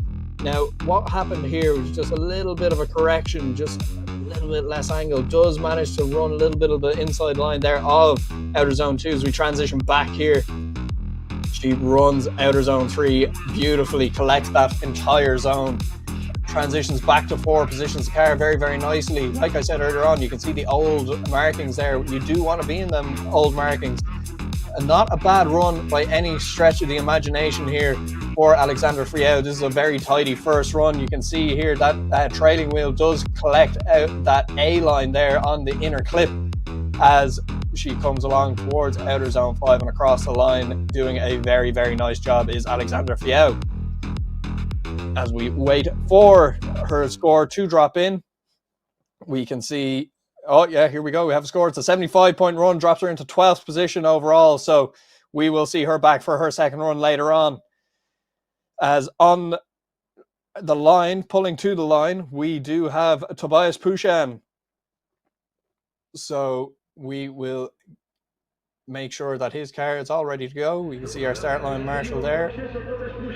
Just waiting to send him down on the track. Beautiful livery there. Very cool livery with some sort of cartoon monster on the side of it there as he gets the green light to be sent down to the first inner clip. It does a nice flick initiation there into outer zone 1. Absolutely pedals that car around towards outer zone 2. I'm not sure if he collected that zone or not, but down into the detail of outer zone 3. Oh, maybe just dropping a wheel there. Oh, it's all falling apart here before outer zone 4. Very fast car this is Tobias Pushan's car, as can be a bit of a handful coming into this section here. This is a very slow section compared to other tracks. So maybe just having a few issues there as he is having to deal with all that speed. Let's have a look at this here now again as he initiates into outer zone 1 here, doing a very, very tidy job. Goes around to outer zone 2 here. You can see just collects the end of that zone as he right here. He does manage to collect 3, maybe too much angle, just over rotating the car slightly, coming out of outer zone 3 and into outer zone 4, having to transition that car back a lot further than he would have liked. Maybe just dropping half a wheel there towards the end of outer zone 4. Does manage to grab the inner clip, and around to outer zone 5 and across the line is Tobias Pushan. So we will see what the judges make of that one as we get our scores, and it is a 0. So obviously judges thinking that over rotation is too much. So that will be a 0, and he's all to do it on his second run. And we go back to the line. We have Samuel Madlov on the line here. So we will get him off the line. The lights go green, and Samuel Madlov in that E92 BMW from Slovakia. Nice tidy initiation there. Maybe wanted to be a little bit deeper as he works that car up towards clip 2, not completely getting it again. This clip 2 being one of those clips that drivers are struggling with. Everybody seems to be struggling with it as he powers that E92 around outer zone 4. Tries to cook the car up now for inner clip 1, and he does that very, very nicely. That trailing wheel hitting that A line there as he comes and fills outer zone 5 and across the line for Samuel. Let's have a look at this again. You can see nice initiation there, maybe midline through there as he pushes that E92 on a lot of angle, and maybe just not enough to kind of move that car up onto the clip 2. Again, that bank playing havoc with a lot of drivers as he does slow it down nicely to outer zone 4. Manages to run that entire clip, fills the zone very, very nicely. Grabs that inner clip as well. So outer 1 to outer 2 really being the one that is causing issues for drivers this weekend, it seems, in qualifying anyway. We'll have to see what happens tomorrow with battles, but I presume it will be another one that will be a very telling factor in back battles as well. As we move back to the line, we have Greg Merlew on the line, E92, as we get Samuel's scores of 76.5, and it is 12th position for him. As I said, on the line, we have Greg Merlew on the line, that E92, full carbon Kevlar kit on this car. Beautiful, beautiful car. E92, 970 horsepower. As he moves away from the line, doesn't want to hit any cones, starts to pedal that E92 down towards the start line. Not the start line, down towards the initiation, and kind of slow here, I think. And he has issues. Maybe something not Potentially a misfire. right for that car. Potentially a misfire, maybe a boost leak, maybe, who knows. I'm not sure if the car runs nitrous or not, but maybe a nitrous problem, who knows. We can only speculate, so I am back. we will get a 0 for that anyway, and we do have Brandon back. Yep, that chesty cough is fighting me at the moment. Absolutely, like it. Honestly, it's like putting a baby against Muhammad Ali. Like that's how I feel right now. I'm the baby in this situation, and I'm just getting absolutely knocked out by this chesty cough, and it is not fun. And obviously, when you're commentating, you don't want to be absolutely destroying your lungs on top of the live stream. So I've been keeping quiet for a bit, but hopefully it calms down. As we will move see. back to the line, we do have Bartosz Solarski on the line in that beautiful S15 there. Solarski Motorsport, FMIC, EU, ECU Master, Toma Racing. This man has been around for years. Everybody knows this guy. If you've been around European drifting at all, you know who this man is, as he flicks that FMIC S15 into the first initiation, into outer zone 1 and around outer zone 2, fills outer zone 2 very, very nicely as he transitions back here to outer zone 3. He sells that car beautifully into outer zone 4. Lovely, lovely wide line here from Stolarski as he tightens up the car to get into inner clip 1 there, fills that zone nicely too. Just off the 5th outer zone there, that would have been a huge run, still is a huge run for Bartosz Stolarski. We will see what the judges make of that. Brandon, what did you think? Definitely had a lot of impact in that run, but obviously there were some moments where it needed to be tidied up, so we'll have to see what he does with his second run. But as you can see here, as he comes through the carousel section, he does do a good job getting into a good entry into outer zone 4. Potentially, definitely does a wheel drop there. So that's definitely going to go against his score, but we'll have to see what the judges think, as he does miss out zone 5 in there. So just where he gets a little bit of grip and struggles to keep... it seems to be a lot of people going from 4 to 5 tend to grip up and do have struggles.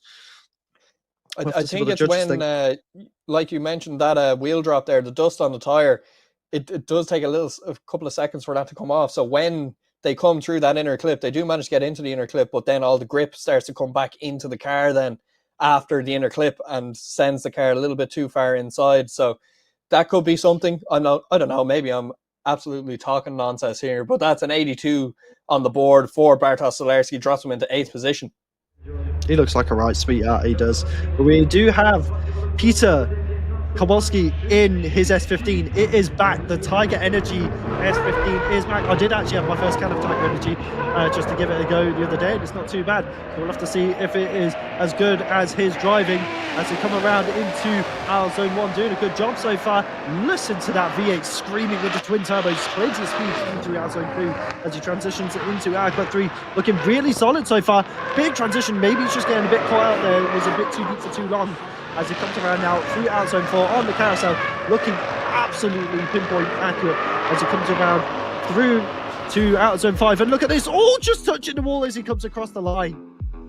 Not sure if you noticed that, Brandon, but there was a bit of smoke coming out of the bonnet of the car there, that whole run there. So hopefully we get a close-up on that. That looks like there might be an issue for that car, but that's not take away from the run. That was an incredible run from Kowalski as he comes around. Does a tidy job on outer zone 2 as he comes down here. Lots of angle coming into outer zone 3 to try to slow that car down into outer zone 3 and across towards outer zone 4. Gets the transition nicely here, mid-track transition around, get the back end of that car straight onto that outside line. You can see that smoke coming out of the right hand side of the car there. I'm not too sure, I don't think that's tyre smoke. maybe it's steam or something, I don't know, but does a very tidy job for the rest of this run. He would definitely see that inside the car as the drone nearly has a collision with the wall there. Potentially a turbo. I just seen that. Potentially it's a turbo that could be going, because it's coming directly from where the back of that turbo on the right hand on the driver's side is. Or should I say the driver's side for us? But maybe a leaky oil line on the end of the turbo there. Who knows? Potentially. Hopefully nothing. He's got plenty of time to fix it. 74 though for Peter, so not a bad job there. 16th place, obviously. Good opportunity there to get into the top 32. It's going to be pretty hard for him not to be honest, at this point. And obviously between now and obviously the paddock will be opening, so he has got time to check over that turbo and see where that smoke's coming from. Potentially need him to replace parts, but very good first run there. And we do have Orest in that S14 now waiting at the line, and Orest did a really good job last round as well. A lot of people rooting for him, so we'll have to see what he does with his first run. Big initiation there, a bit of a weird snappy one to say the least, but a lot of left foot brake to get into outside zone 2, but does a really good job of that as he fulfills outer zone 3 perfectly as he comes around now into outer 4, looking really good. Orest is at the moment in that S14 as he comes around now towards the inner clip, looking really solid. Maybe just a bit too deep through in that inner clip as he comes around into outer 5 and does miss outer 5, so I'd say that is the weakest point of his run. But obviously that left foot braking, as you can see, going into outer zone 2, I think that could be a potential deduction, just purely on the trading wheel locking up Ian. Yeah, I'm going to be honest, Brandon, I'm going to disagree with you on there, because he's one of the only people to get out to outer zone 2 and fully fill it as he transitions through back down to outer zone 3 here and decells the car into outer zone 3, places the car inside to mid-track there to get it around for outer zone 4. Does a very tidy job here coming through outer zone 4. You can see that leading wheel just on the line of outer zone 4, the outer line there, as he powers that car around. Does a very, very nice job as he's coming through into the inner clip here. He does manage to be a little bit inside of that A line with that trailing wheel, so we will see what the judges make of that, but then that pushes him very much inside on outer zone 5, so we will have to see what the judges make of that one. And we have a score, and it's a 79.5 for Orest Mikkelchuk there, drops him into 11th position. So we go back. That just goes to show how difficult this layout is for a lot of these drivers, as we have Kamil Horecki now in that EA2 M1, or should I say 1M. Really, really good driver once again as he comes around into the initiation. Big flick into outer clip 1, does a good job of getting out onto the bank, but does drop down, does potentially miss outside zone 2 as he comes around to outer clip 3, does a good job there. Nice transition. Oh, just a bit of a check up. It gets perfectly into outside zone 4, does drop a bit into the middle of the zone, but does a good job of keeping the zone proximity in there. So really good line driving as he comes around, and 3 wheels over outer clip 5. Crazy stuff there. Yeah, absolutely. Let's break this down. So initiation here, a little bit of a hesitant one as he does manage to get back onto angle there as he comes through outer zone 1. Coming around to outer zone 2 here, gets the power on, and then just it brings him too far in. It's like the grip is just sending everybody down on that bank. There's a lot of grip there as he does come through outer zone 3 down towards outer zone 4, transitions very, very nicely and gets that car onto that outer line very, very early in that zone. Again, that's kind of what the judges are looking for. You want to be early into that zone and you want to fulfill it for the whole zone. You don't want to be coming out too early. And then into the inner clip here, does manage to grab that inner line there, which is the highest scoring point for that inner clip, and then across the line, 3-wheeling across the line through outer zone 5. Very, very tidy run for Kamil Horecki. That is what we like to see. As we move it along now, we have Fabian Dorozinski on the line, ready to go as we wait for Kamil Horecki's score to drop in here. And he will end up with a 74 on the board, dropping in 17th position there. So few things not liking to the judges' liking there. So they will mark him down for that. So he'll go back, have a look at the scores and see what went wrong there. what he can change as we move it to Fabian Dorzinski on the line. He will have rocking them extreme semi-slick tires as he flicks that S14 into outer zone 1. Wow, what an entry here from Dorzinski. Carries that S14 around outer zone 2, maybe just dropping in a little bit shallow there with the grip down into outer zone 3. Decels that car, gets it nice and tucked in for outer zone 4. Brings it lovely wide around outer zone 4 into the inner clip here.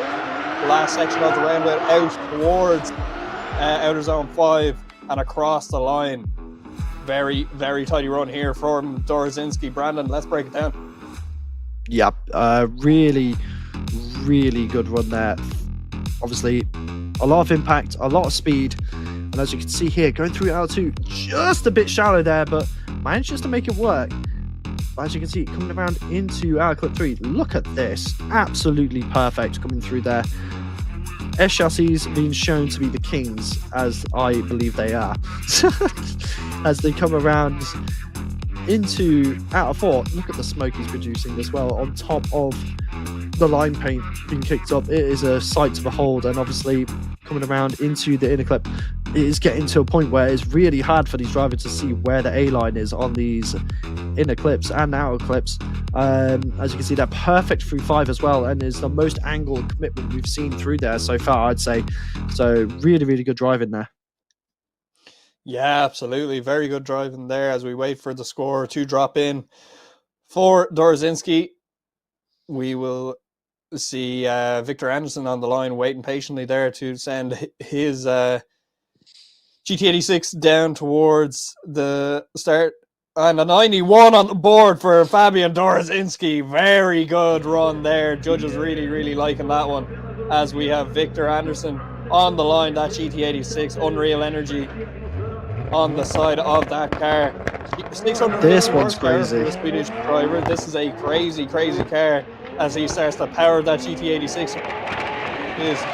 As he flicks it into outer zone 1. A really good entry there as he fires it through to outer zone 2, down towards outer zone 3, decels that car beautifully, transitions back towards outer zone 4, around. Lovely, lovely line here does Anderson have, and in through the inner clip, across the outer zone. Oh, maybe just a bit of a straighten up there, and nearly tagging the wall on the way out, and across the line goes Victor Anderson. Brandon, let's have a look at this one.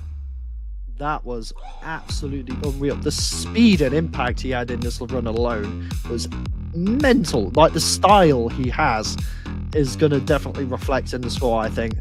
And obviously, the line could have been a little bit better going through outer 2, but does a really good job of keeping it in there where it needs to be. And look at this. Lots of angle, pulling it around in towards outer 4. Perfect transition there. That is absolutely textbook from Victor Anderson going into outer 4. As he comes around, look at this. Just pure speed, pure grip, pure aggression. This GT86 is on absolute rails, and he is a man possessed. He wants to get into the top 32. He wants to prove why he is here, why he is a contender for the championship. He wants to do well. Just that little check up there, that little adjustment is the one place really that I can really say he had any major mistakes. Yeah, absolutely. As we wait for scores to drop in there. Beautiful, beautiful day there in Kielce. Wish I was there. Looks lovely. It's kind of overcast and cold here like it usually is in Ireland. So no rain though today, which is nice. As we do get a score for Victor Anderson, and it's a 92 on the board for Victor Anderson. Drops him into first position. Very, very tidy job there from that Swedish driver. Kid. This is something I wanted to point out to you. Did you notice the steering wheel on Kevin Robles' car? It is a Sujigiri collective wheel.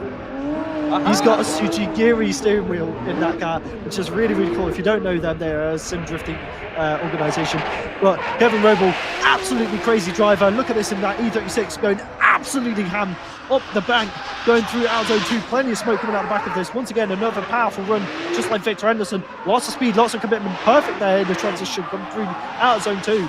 Out zone 3 to out zone 4. Look at this from Kevin Robles as he comes through, hits that inner clip perfectly as he comes around now. Whoa! And across the line. What a crazy run. Yeah, that was a very, very fast run there from Kevin Robles from start to finish. It was max attack there, coming through outer zone 1, very, very tidy. You see the amount of smoke leaving the back of that car, gets that car very, very nicely up onto outer zone 2, fills it very nicely, and he transitions back here through to outer zone 3, decells that car, a little bit of handbrake dab, gets through, places the E36 very, very nicely into outer zone 4 and starts to fill that outer zone very, very early. Very, very nice job here, as you can see, doing a very tidy job. No front wheel smoke at all. So that means he's not locking them front wheels to keep that car in rotation. That is pure placement of the car and pure throttle commitment, as he tags the wall there before outer zone 5 and across the line he goes. That was wild, Brandon. I think we're getting into the high scoring runs here of the day. This is going to be another high score. I think this could be very much 90s as well, as we wait for the judges to drop that in for Kevin Vrobel in that BMW E36. Mateusz Suski waiting there patiently in the Mark V Supra. Gonna send that down towards outer zone 1 as we get the score, and it's a 93.5 for Kevin Vrobel. What a run! Wow, Brandon, lovely stuff. Seeing here? Do you know what it is? It's the Sijigear wheel. I'm telling you, Ben sat there like, yes, we love it. Suzuki now in the only A90 in DMP. So we'll have to see what he can do with that as he comes around into the initiation. Plenty of speed. Little handbrake grab there to settle the car as they come around into outer zone 2. Does miss it though. Suzuki struggling to get that car up onto the bank. But he does have a second run to go through as he comes around now into outer zone 4. Does a good job with the transition from 3 to 4 as he comes around, finishing off the carousel in towards the inner clip where he limiter bashes that 2J as he comes across now into outer zone 5. Lovely stuff there. Good finish to the run. Yeah, absolutely. Let's break this down. So, very solid run. We did see that little mistake there coming into outer zone 2. Very nice initiation, very well timed. Comes across outer zone 1 very, very well. You can see gets straight onto the power, trying to get that Mark V Supra to pull out towards outer zone 2. Does just miss it, unfortunately, as he transitions back here into outer zone 3. Gets that car on the handbrake, decelerating through outer zone 3 as he transitions back towards outer zone 4. Not using as much angle as everybody else coming into outer zone 4 to slow the car down, but does do a very, very tidy line around the outside of outer zone 4 here as he begins to tuck that car in towards inner clip 1. Does manage to collect it very, very nicely, hitting that A-line with that trailing wheel, coming across here to outer zone 5, doing a very tidy job, and across the line does Mateusz Suski. Very, very tidy run. We are starting to see these very clean runs come about now, and I am very excited to see the rest of qualifying. This is only run 1, Brendan. It's an 84 on the board for Mateusz Suski. It's position 11 for him. As we go down, we will have who do we have? Victor Vedemark on the line. And he doesn't have the wing on this time. What is going on? People who run big wings aren't running big wings. It's absolute sacrilege, but one of the coolest looking S15s in competition. Doing a good job into outer zone 1, but just getting a bit of sweep into zone 2 there. Not the most ideal line, but does a good job. Just almost overcooking it there as he comes around on as he comes around Victor Vedemark doing an absolutely heater of a run slipper. Lots of commitment, but it is the question of, is there the right line as he comes around to out zone 5 and comes across the line. Definitely a bit of a scrappy run, but a lot of style and flair in it.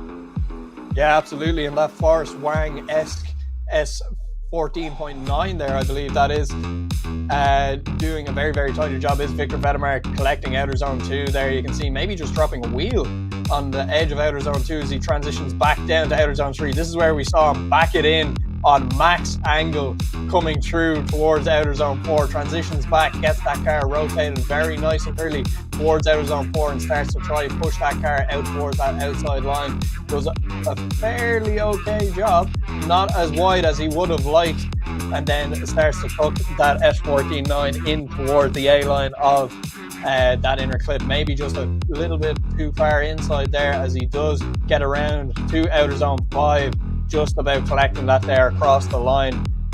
And we will see what the judges make of that one as we see Nasser Al-Habrali warming up tyres in the background there, one of our heavy hitters in the championship. obviously Victor Vedemark just sitting just behind him in the championship. So we will wait for Vedemark's score to come in, and it's a 79 on run 1 for Vedemark, drops him into 17th position. Judges not finding that one as exciting as some other runs, as we go back to Nasser Al-Habali on the line, that boss kit front on that S13, 1,000 horsepower, big V8 in this car as he leaves the line. There's pedal that V8 S13 down towards inner zone 1. There's a pedal that car, lots of smoke coming from the back of his S chassis as he collects out of zone 2, starts to descend down to out of zone 3, transitions back to out of zone 4. It's a very, very fast one from Nasser as he comes around out of zone 4, nice and wide, starts to tuck that car in towards inner clip 1, very inside there for inner clip 1, across out of zone 5 and across the line for Nasser Al-Habali. Potentially had a misshift there going into the exit of the carousel, because you could hear the RPMs just dying. Either went up a gear or down a gear, or maybe just stayed in the same gear and was meant to go down a gear. But we'll have to see as he comes around. As you can see, really, really good through out of zone 2. That car absolutely bellowing smoke out of the back of it as he comes around into out of clip 3. Looking really, really solid. Nasser being an absolute monster behind the wheel. As you can see here, there's 13 perfectly into out of zone 4. That is probably the most precise we've seen that transition so far. As it comes around, it's here where you just see he's still got smoke, and then it just kind of dies off here. And then he has to really work it to get it back out. So it's an interesting little issue there that we've seen, but we'll have to see what happened. Does collect 5 perfectly. Onto the dust there. Just before the inner clip there, coming out of zone 4. I think that might have just maybe dragged him in a little bit further than he would have liked. There was a lot of angle there too, so maybe just not what he's looking for. And it's an 86 on the board there for Nasser Al-Habali, the driver from El Salvador. And we will go back to the line, and on the line we have Mikołaj Zarakowski in this beautiful, beautiful S15. Big fan of this car as he leaves the line, 800 horsepower being unleashed up the main straight here as he goes to flick that S15 into outer zone 1. Gets that S15 right on the line he wants to have it on. Gets out to outer zone 2, maybe just a little bit shallow off there as he flicks down into outer zone 3. And then transition back onto outer zone 4, out onto that wide line goes Zarakowski, and around onto inner clip 1, doing that very, very nicely, collecting that A-line very nicely across outer zone 5 and across the line, Brandon. Very impactful first run there. One thing I was noticing through that entire run was how precise the drone is to following these cars as well. So hats off to our drone pilots as well. As you can see here, coming through clip 1 to out of zone 2, does get a bit shallow on that, so there is an improvement to be made, but he does a great transition here to get it nice and wide to follow it out to clip 3. But then comes around in towards and does transition a little bit early, which does put him a bit shallow as he comes in towards 4, but manages to get it nice and deep as he goes around the carousel. A little bit of fighting there to get it, keep it deep in the zone. It does almost pull out a bit early, but does a good job of maintaining that as it comes around through the inner clip. And look at this, just lovely through this outside line, coming around outside zone 5. Not a bad run there to start with, but we'll have to see what we can do for his second run. Yeah, absolutely. As we wait for that score to drop in, we can see Jakob Kroll on the line there in that S14.9, waiting to unleash his car down that main straight. You can see Tor Kielce, our track there. We see our little VIP area up there. Some food, some beers maybe up there. Red Bull flag up there. Red Bull parasol up there too. So if you're in, I want a Red Bull.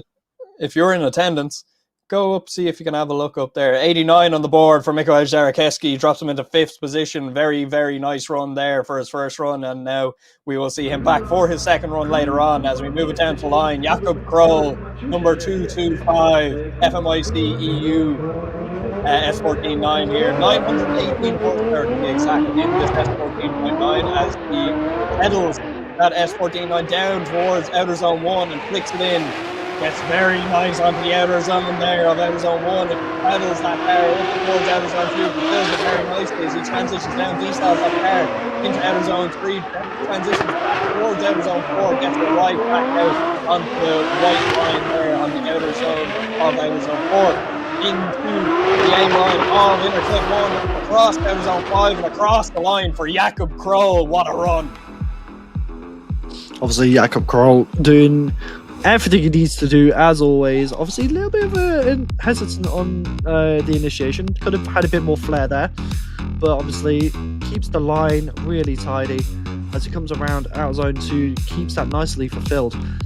So far, looking really good for Jakob Kroll. Obviously, still got a second run, so this will be his safe run as he fulfills output 3 perfectly. Early transition there to get the car to float over and collect the first section of the carousel really nicely. Could have been a little bit deeper to start with. Would have been a bit nicer to see. It would have been a bit easier for the chase. God, I can't do English today. That is terrible. Well, I'm the English commentator on the English stream and I can't do English. What is going on, Kian? But as you can see there, Jakob Kroll doing a good job fulfilling out of zone 5 as well. So really solid first run. So we'll have to see what the judges think. But obviously, it's one of those where it is also being looked at as whether it's how chaseable it is. You could do a really good run, but if it's not that easy to chase, then there's no point in it scoring high, because in the end, a good lead means a good chase. And it has to be fair between the two. But 93.5, which means Jakob Kroll puts himself in first place in qualifying here at round 3.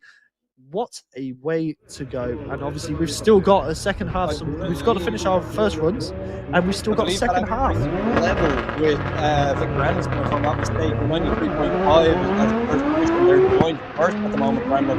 So we do go back, like you said, we have Valery Shevelov on the line here, coming down towards outer zone 1, clicking that S13 into outer zone 1. A little bit of a waiver there out afterwards, not getting outer zone 2 as he decells down into outer zone 3. Lots of angle here from Shevelov as he pilots that the S13 around the outer zone 4. Very, very wide there as he comes through. A little bit shallow of the inner clip 1 across outer zone 5 and across the line. Sorry to cut you off there, Brandon. Honestly, it's fine. But no, Valery's Shevelov doing a really good, solid first run there. Obviously, doing very well in the past 2 rounds. Round 2 having a really good finish, so I definitely know he's going to be hungry to do well this round as well. As you can see here though, looking decent throughout the first section of the track. As he gets to outer clip 3, this is where he starts to shine. As he comes around into outer 4, that is absolutely perfect going through there. It seems like the S13s are doing extremely well with the carousel. That's one thing I've noticed. Does pull out a bit early though, so I bite my own words there, and typical, ain't it? As he comes around now a bit too deep into the inner clip, which does set him up shallow for our zone 5. So definitely a bit of cleaning up to be done there by Shevelov, but we'll have to see what the judges think. Once again, we are not judges. We do not know how the scoring system is being done in particular. We don't know the exact criteria, and of course, we're just commentators. We like to waffle. We're drift fans. We just like watching drifting. Yep, car goes sideways, go vroom. Oh, that's cool. But Valery Shevelov getting an 84.5 for his first run, so that puts him in 12th. So not a bad place to be. Obviously, I know he wants to do better. This guy is definitely one to watch, though. One of the friendliest people on the grid from my experience so far. Mads Andersen coming in with that E92. This is one of the craziest cars on the grid, in my opinion. And as we see him coming down the main straight now, big flick coming in from him here. Yes, he will. Fulfilling our quick one. Could have been a bit deeper though, as he comes around to outer zone 2, does a good job of 3 out zone 2. Gets a nice big transition into outer clip 3. Doing a good job so far as he transitions into outer 4. Look at this, the VA absolutely screaming. As he comes around and finishes off the carousel. Perfect line there. As he comes around, nice feeling the clip, a little bit shallow as he comes around outer zone 5. Lovely stuff there from Mads Andersen. He's going to be happy with that one. Yeah, let's break this down for Mads as he initiates here into outer zone 1, doing a very tidy job. Not as wide as he would have liked. He would have wanted that rear wheel right on the outside line there. Does collect outer zone 2 there as he comes down towards outer zone 3. He sells that car, puts on a good bit of angle to rotate that car back around again for outer zone 4 and rotates the frontal car around rather than the rear. and gets around out of zone 4 very, very cleanly, comes around to the inner clip, does manage to collect that A-line on that trailing wheel, maybe a little bit inside if anything, and then around out of zone 5, fills it lovely and across the line for Mads Andersen, doing a very, very tidy job there at this Kielce layout, as we see Jakub Prozganski warming up his tyres with his new aero discs on the front, and he has a new gear shift knob in there to do with Lotto PL there, I believe. As we do wait for Mads Andersen's score to drop in. We can wait for that. Mads Andersen's score does drop in, and it's a 96-point run for Mads Andersen, the Danish driver, out to prove a point this weekend here at Kielce. What a run. He's got to be happy with that. Here we go, the opposite of RTR, running the aero discs on the front rather than the back. Jakub Prozganski in that GR86, the all-in-oil Red Bull GR86, the golden ball of DMP. Here we go, look for the initiation there from Jakub Prozganski as he comes around into our turn 2, doing a solid job so far as he comes around now into our turn 3. Look at this, the angle and the style coming from Jakub as he comes around now into our zone 4 on the carousel. Absolutely pinpoint. Could he top Mads Andersen in his first run? We'll have to see as he comes through the inner clip. And he does a really good job coming around now. Look at that from Jakub Prozganski for his first run. Potentially, he's outdoing Mads Andersen. We'll have to see. Well, we'll have to see what the judges make of that. Let's have a look at this. So, very nice entry there, very wide through outer zone 1. Continues that outer wide line. Maybe even dropping a wheel there, maybe just coming across before outer zone 2. Gets around, starts to decelerate that car coming into outer zone 3. You see that smoke die off there as he comes through outer zone 3, gets the car, starts to rotate it around into outer zone 4. Does a very nice job here. Fills every bit of this zone, makes the most of the back end of that car. Nice short back end to this car, and rubbing that, painting the white line black there is Cooper Prozganski as he puts the car onto the A-line of the inner clip there, brings it around towards the outer zone 5 and across the line for Cooper Prozganski, sitting second in our championship at the moment. He's wanting to change that this weekend. He wants to be out. He wants to be leaving this round in first position in this championship. And we will see Lukasz Stasemski on the line there as we wait for Cooper Prozganski's score to drop in. As that run was just that was pure madness. That is just unreal on how precise he was. Jakub Prozganski getting a 96, matching Mads Andersen. So he is going to be first. So it's now going to be to the point where who gets the highest score in second run to get the top spot. But once again, we have Lukasz Stasemski, who won last round, and he has just got a wildcard into the final of Drift Masters as well. But this is a man on a mission at the moment. He is a man possessed. And if you were there to watch round 2, this man, you will know, is definitely on something. Look at that initiation from Lukasz Stasemski as he comes around now in towards outside zone 2, doing a lovely job so far in that S14 as he transitions into Aqua 3.